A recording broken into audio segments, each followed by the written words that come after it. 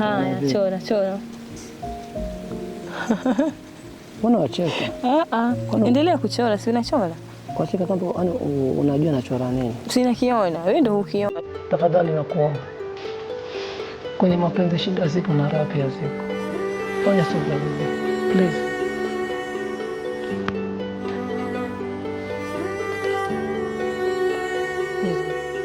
Mambo tayari? Tuzetu. Sasa.